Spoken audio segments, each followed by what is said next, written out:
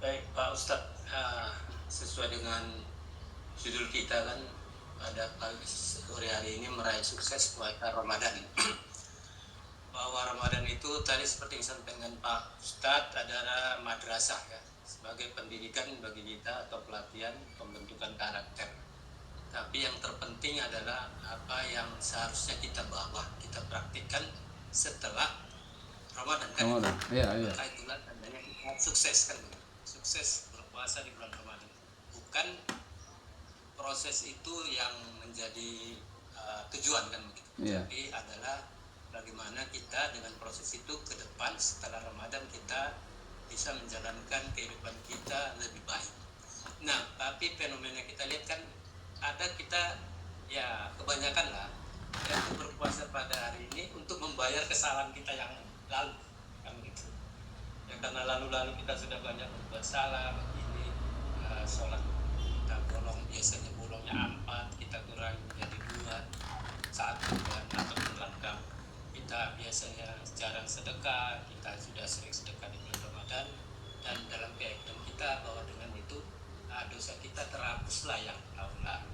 Nah, jadi sebetulnya Pak, fenomena seperti ini bagaimana menurut pandangan Islam, apakah itu memang benar atau tidak? Terima kasih. Assalamualaikum warahmatullahi wabarakatuh. Waalaikumsalam. Baik, terima kasih Pak Sekjen. Pertanyaannya, inilah memang yang menjadi persoalan kita umat Islam secara umum, Pak ya.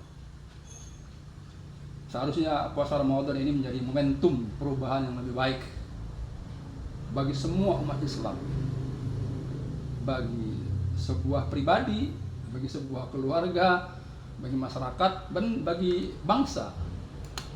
Kalau semua memahami makna puasa ini, maka sesungguhnya bangsa kita akan aman, nggak ada korupsi, Pak. Nggak ada itu. Kenapa? Karena kita kan jujur di bulan puasa ini. Kita nggak mau makan kok. Padahal kalau kita makan kan nggak ada yang tahu di rumah ini. Kita kan jujur. Tapi ketika nanti setelah Ramadan kita nggak jujur lagi kan. Dusta. Sabar, kita sabar waktu puasa. Ketika habis puasa nggak sabar lagi.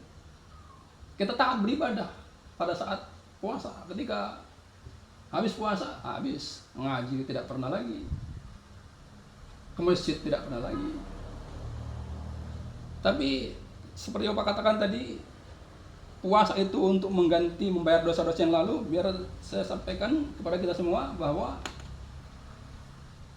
hadis yang menyatakan man shoma ramadhana imanan wa ihtisaban ghufirallahu ma taqaddama min dzambi, itu orang yang berpuasa karena iman dan mengharap keridhaan Allah akan diampuni dosa-dosa yang lalu. Itu di situ yang maksudnya dosa-dosa yang kecil, Pak.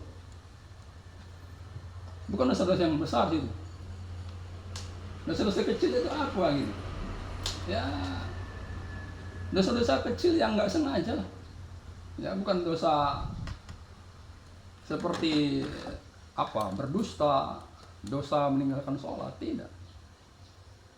Dosa meninggalkan sholat itu ya nggak bisa dihapus dengan puasa. Nah, gitu. Dosa apa namanya, menzolimi orang itu nggak bisa dihapus dengan puasa. Nah, maka sesungguhnya yang lebih penting dari puasa ini adalah kedepannya gitu. Sama dengan makna Lailatul Qadar itu, Pak. Lailatul Qadar itu maknanya adalah perubahan 180 derajat bagi seseorang di masa depan setelah puasa Ramadan. Itulah makna Lailatul Qadar itu sesungguhnya. Jadi orang yang mendapat Lailatul Qadar itu adalah orang yang berubah secara 180 derajat ketaatannya kepada Allah Subhanahu wa taala setelah puasa Ramadan itu. Maka memang tidak mudah. Memang orang-orang yang bisa berubah secara drastis 180 derajat itu adalah memang orang-orang yang mendapat hidayah. Betul-betul orang dapat hidayah. Bapak, Ibu, Saudara, hidayah itu yang paling tinggi, Pak, namanya hidayah ma'unah wa taufik. Hidayah pertolongan dari Allah, dan taufik.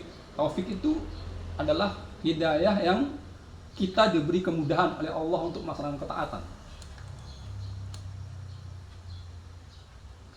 Nah, jadi kita mudah melakukan ketaatan itu.